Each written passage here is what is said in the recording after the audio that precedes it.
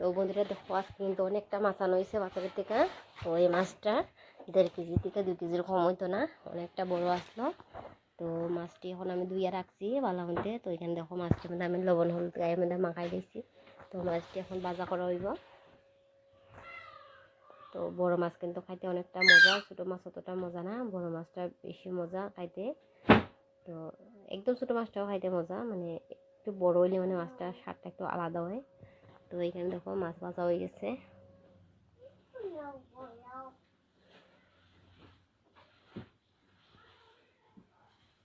তো মাছ রান্না করবার লেগে দিকে আমি তখন ঝিঙ্গা আলু কাটিয়ে রাখছি। তো মাছ কতটি ভাজা হয়ে গেছে গিয়ে আমি কতটি তুলে রাখছি। তো এখানে মাছের তেল বাজছিল, ওই তেলটার মধ্যেই আমি মাছ রান্না করতেছি। প্রথমে পেঁয়াজটি ভাজছি, ওখানে আলুটি দিতেছি। তো আলুটি একটু ভাজে নিমু, এরপরে ঝিঙ্গাটি দিমু। তো এখন আলুটির মধ্যে একটু লবণ হলুদ দিয়া ভাজা করে নিমু। তো লবণ হলুদ দিয়া দিছি, ওখানে এটি একটু ভাজি করিয়া তো ঝিঙ্গাটি দিমু।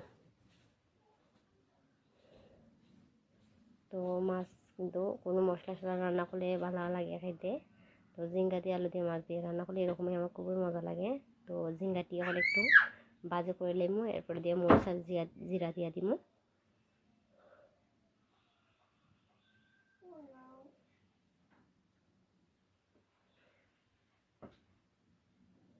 তো মাছ রান্নাটা কিন্তু অনেকটাই মজা হয়েছিল আজকে।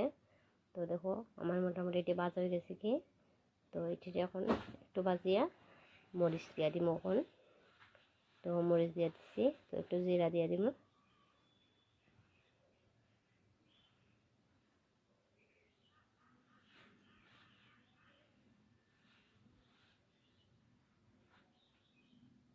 তো এটা একটু কষাইবো। তো আজকে মরিচ একটু বেশি হয়ে গেছে কি, ঝাল হয়ে গেছে অতিরিক্ত। তো অতিরিক্ত ঝাল হইলেও মানে খাওয়া যায়, অতটা বেশি হয়েছে না।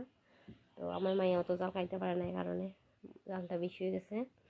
তো এখন মাছ দিয়ে দেবো, মাছ কতটা তুলে রাখছি। তো এখানে আমরা মানুষ কম, ঘরের মানুষ, এই কারণে 4-5 টুকরা দিছি। তো দেখো মাছ তরকারি মোটামুটি কিন্তু হয়ে গেছে। তখন আমি নামাই নিবো মাছ তরকারি।